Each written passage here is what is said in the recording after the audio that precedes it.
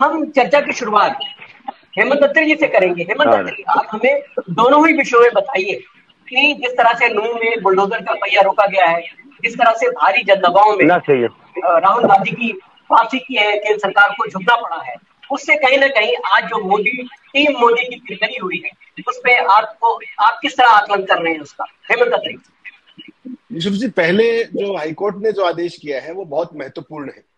हरियाणा 57वें साल में चल रहा है अपने अलग स्वतंत्र प्रदेश के तौर पे। हरियाणा ने इतने बड़े पैमाने पर सरकार प्रायोजित विध्वंस हरियाणा के इतिहास में कभी भी नहीं हुआ। आपको जानकर हैरानी होगी, मैं सारे डेटा जुटाए ऑफिशियली, 753 अवैध निर्माण पिछले 4 दिनों में गिराए गए हैं। अवैध निर्माण बोल करके ये कहां कहां गिरवाए गए हैं? हाईकोर्ट ने जो आज रुकवाया, उससे पहले 753 अवैध निर्माण गिराए जा चुके हैं और ये 4 स्थानों पर गिराए गए। नूह के अंदर नहीं, नूह के आसपास के पूरे एरिया के अंदर। और इसमें क्या क्या है? इसमें लोगों के मकान हैं, इसमें छोटी मोटी दुकानें हैं, इसमें एक आध होटल भी है और तमाम छोटे मोटे जो भी सड़कें साथ साथ जो चीजें थी वो गिराई गई। क्यों गिराई गई है? केवल एक्शन दिखाने के लिए। मुझे बता दीजिए, इस हिंदुस्तान के अंदर बुलडोजर राज है क्या? यहां पर कोई भी चीज गिराने के लिए आपको पहले लीगली नोटिस देना होता है तमाम धाराओं के तहत। उसके बाद उसको समय देना होता है संबंधित व्यक्ति को, और उसके बाद अगर वो जवाब नहीं दे पाता संतोषजनक, कि आपने कागजात नहीं दिखा पाता, उसके बाद आप विध्वंस की कार्रवाई करते हैं। क्या इस केस में किसी एक में भी ये किया गया है? पहला सवाल। दूसरा, सरकार की ये मानना है कि ये अवैध निर्माण थे। अगर अवैध निर्माण थे तो ये हुए क्यों थे, पहली बात। और अगर हो गए थे तो इनको तोड़ने के लिए क्या दंगों का इंतजार कर रही थी सरकार कि दंगे हो और उसकी आड़ में गिराए जाए? बड़ी बेशर्मी के साथ प्रशासन के द्वारा और सरकार के द्वारा एक बात कही गई कि दंगाइयों के मकान। अगर आप बीबीसी की रिपोर्ट देखेंगे तो उसमें यह बड़ा साफ लिखा गया है कि जो व्यक्ति किसी भी केस में कहीं पर भी इन दंगों में नामित नहीं है, उनके भी एस्टेब्लिशमेंट्स गिराए गए हैं। आप रोजगार दे नहीं पा रहे हैं, और जो गरीब से गरीब व्यक्ति हैं उनके जो रोजगार की कोई छोटी मोटी फड़ी थी, कोई कोल्ड ड्रिंक बेच रहा था, कोई चाय बेच रहा था, वो आपने बिना किसी नोटिस के असंवैधानिक तरीके से उसको तहस नहस कर दिया। ये सच्चाई है वहां की। अब हुआ क्या है? एक पक्ष ये है। मुझे आप एक बात बताइए कि इस देश के अंदर कोई कानून नाम की कोई चीज है या सिर्फ बुलडोजर राज है? और ये क्यों किया गया, ये बड़ा महत्वपूर्ण है।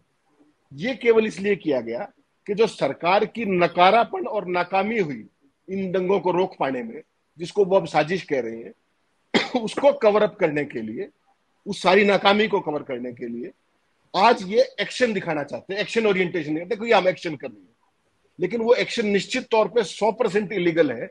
इसीलिए हाईकोर्ट ने मेरी और आपकी या किसी व्यक्ति की इंतजार नहीं किया कि कोई पिटीशन डालेगा और तब हम इसको रोक लगाएंगे। हाईकोर्ट ने सुओ मोटो एक्शन लेकर के, हालांकि तमाम लोग हाईकोर्ट में जाने की तैयारी में थे, उससे पहले हाईकोर्ट ने संवेदनशीलता दिखाई और ये इस पे रोक लगा दी। मेरा ये कहना है कि क्या खट्टर सरकार, जो इस दंगे को रोकने में नहीं, जो दंगा करने वाले हैं उनके संरक्षण में खड़े दिखाई दिए उनके प्रवक्ता, क्या खट्टर सरकार बुलडोजर को एक पॉलिटिकल वेपन के तौर पर यूज कर रही है क्या? ये सवाल है। एक दूसरा, गुड़गांव में डिप्टी कमिश्नर ने आज धारा 144 हटा दी है, आपने पढ़ा होगा, और कल रात को ही वहां पर एक धार्मिक स्थल में आगजनी की गई है। क्या जल्दबाजी है? आप क्या दिखाना चाह रहे हैं? जो नाकामी थी, अगर आप उसको स्वीकारेंगे नहीं तो आगे ठीक नहीं हो पाएगी, हकीकत ये है। लेकिन इस सरकार और इसके प्रशासन ने जिस तरह का बेहयाई दिखाई है इस केस के अंदर, और मुझे ये बताइए कि जिस व्यक्ति का केस में नाम नहीं है कहीं पर, उन्होंने आपने तोड़ दिया उसको कैसे रिहेबिलिटेट करेंगे आप? या सरकार ये दिखाए कि जितने 754 लोगों के नाम आपने तोड़े हैं उनके सबके केसेस में नाम दिखा दे। और अगर केस में नाम आ भी गया है तो भारत का कौन सा कानून ये कहता है कि आप इस तरीके से ये कार्रवाई कर सकते हैं? तो सरकार को तो फिर भी ड्यू प्रोसीजर करना पड़ेगा, सरकार ने नहीं किया। तो पॉलिटिकल वेपन बुलडोजर का उत्तर प्रदेश में हो सकता है, मध्य प्रदेश में हो सकता है, गुजरात में हो सकता है, लेकिन हरियाणा एक प्रोग्रेसिव स्टेट है और हाईकोर्ट ने इमीडिएटली सुओ मोटो लेते हुए इनको आईना दिखाने का काम किया। एक पक्ष इसका यूसुफ जी ये है, जो सरकार के निकम्मेपन, नकारापन, उसको ढकने की कोशिश कर रहे हैं। गुड़गांव के अंदर धारा 144 लागू है, आपको पता है, धारा कल तक लागू थी, आज हटाई। उसके बावजूद वहां पर भारतीय जनता पार्टी, विश्व हिंदू परिषद और बजरंग दल अभी भी पंचायतें कर रहे हैं बड़े पैमाने पे। धारा 144 में 5 आदमी से ऊपर इकट्ठे नहीं हो सकते। उसके बावजूद भी वहां पर पंचायत की गई। पंचायत में क्या कहा गया कि अल्पसंख्यकों कोई मकान ना दे, कोई दुकान किराए पे ना दे, कोई उनको वहां पर रहने ना दे, उनकी कोई मदद ना करे। वहां पर तमाम तरह के भाषण दिए गए, जबकि सुप्रीम कोर्ट का आदेश था 1 अगस्त को कि किसी भी सूरत में हेट स्पीच नहीं होनी चाहिए। उसके बावजूद ये सब हो रहा है। और वहीं नहीं हो रहा है, पानीपत के अंदर हुआ। पानीपत में कल भी दुकानें तोड़ी गई। तो ये जो है, ये जो प्रायोजित कार्यक्रम चल रहा है किसी एक पर्टिकुलर उसको, उसी के बनिस्बत में आज अपने सारे पैनलिस्टों को और आपके माध्यम से, आपके चैनल के माध्यम से सारे देश को एक बात और बताना चाहता हूं। एक तरफ नूह के दंगों की हम बात कर रहे हैं और दूसरी तरफ एक बहुत ही ऐतिहासिक यात्रा इस समय भी चल रही है। गुजरात, वो नूह के अंदर ही चल रही है और हिंदुओं की यात्रा चल रही है। उस यात्रा का नाम है 84 कोसी ब्रिज यात्रा। वो यात्रा 4 जुलाई से शुरू हुई है और वो 16 अगस्त तक चलेगी। मथुरा से हजारों हिंदू साथी पदयात्रा करके जा रहे हैं। ये 16 अगस्त तक जाएगी। ये 252 किलोमीटर की यात्रा है, 84 कोसी यात्रा बोलते हैं इसको। यूपी से शुरू हुई, हरियाणा के पूरे मेवात से निकलेगी, पलवल से निकलेगी और फिर राजस्थान में जाके कल्मिनेट होगी। और इस यात्रा को अगर आप इस देश के अंदर हिंदू मुस्लिम सौहार्द का अप्रतिम उदाहरण किसी को देखना है तो वो जाके आज भी देख सकता है। नूह के अंदर वहां क्या हो रहा है, हजारों पदयात्री हैं, हिंदू हैं और मुस्लिम्स वहां क्या कर रहे हैं, सबकी सेवा कर रहे हैं, उनका खाना बना रहे हैं, उनको अपने घरों में रिहाइश दे रहे हैं। और सबसे बड़ी बात, जब तक ये यात्रा चलेगी पूरे नूह के अंदर, पूरे रूट के अंदर कोई भी मुस्लिम मीट नहीं खाएगा। आप कल्पना कर सकते हैं, ये देश उस गंगा जमुनी तहजीब का देश है। और सबसे बड़ी बात, इस बार जो ये बेहूदगी नूह में इन्होंने की है, उसके बाद जो मुस्लिम, क्योंकि ये पदयात्रा नंगे पैर होती है, हजारों पदयात्री हैं, तो जो मुस्लिम लड़के हैं वो उनके पैरों में मेहंदी लगाते हैं रात को अपने हाथों से, उनकी पूरी सेवा करते हैं, उनको पानी से लेकर के हर चीज, भोजन, सब कुछ।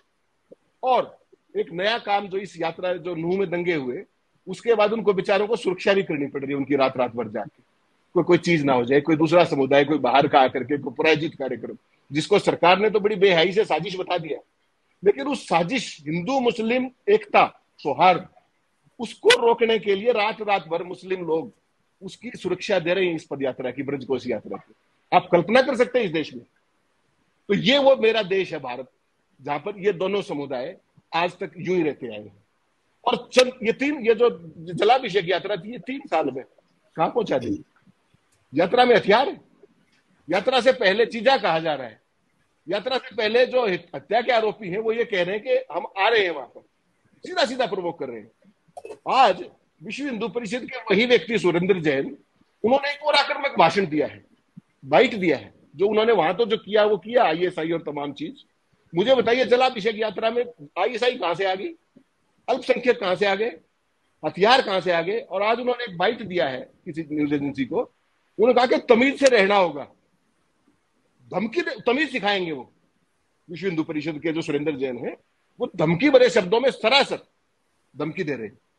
तो इस सरकार को ये केवल सोचना पड़ेगा कि वही मेवात है जो ब्रजकोशी यात्रा करा रहा है 84 कोस की।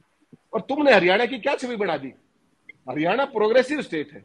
यही जो मेवात के लोग हैं, ये 1947 में चले जाते पाकिस्तान, जाना भी चाह रहे थे बेचारे। गांधी जी ने एक कॉल दी और उसके बाद घासेडा गांव में गए थे गांधी जी, वो सारे के सारे वहीं रुक गए। होना तो ये चाहिए कि वो हमसे बड़े देशभक्त हैं, क्योंकि उनको विकल्प था जाने का, वो फिर भी नहीं गए।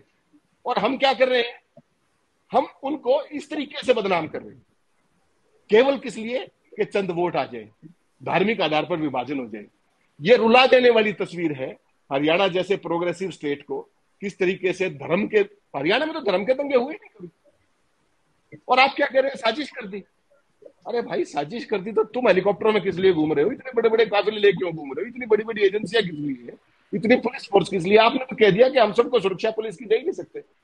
यूसुफ जी, किसी भी प्रदेश में हर व्यक्ति को गनमैन नहीं दिए जाते।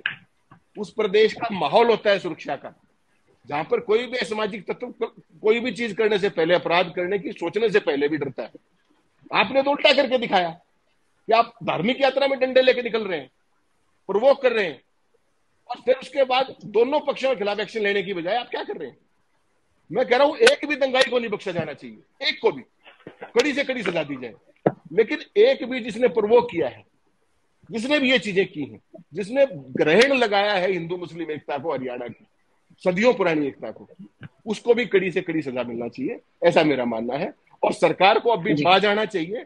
और मैं न्यायपालिका को सलाम करता हूं कि उन्होंने संवेदनशीलता दिखाई और इन गरीब निरीह लोगों को, जो भी है वो दोनों समुदायों के, ऐसा नहीं है कि केवल मुस्लिम्स के तोड़े हैं, हिंदुओं के भी तोड़े हैं। लेकिन अगर वो इलीगल थे तो दंगों का इंतजार क्यों कर रहे थे आप? But for you are waiting for the rights to happen. और राइट्स हो गए तो आपको लाइसेंस मिल गया कानून को तोड़ने का। शर्म आनी चाहिए ऐसे शासन और प्रशासन को, ऐसा मेरा कहना है। जी बहुत शुक्रिया अहमद।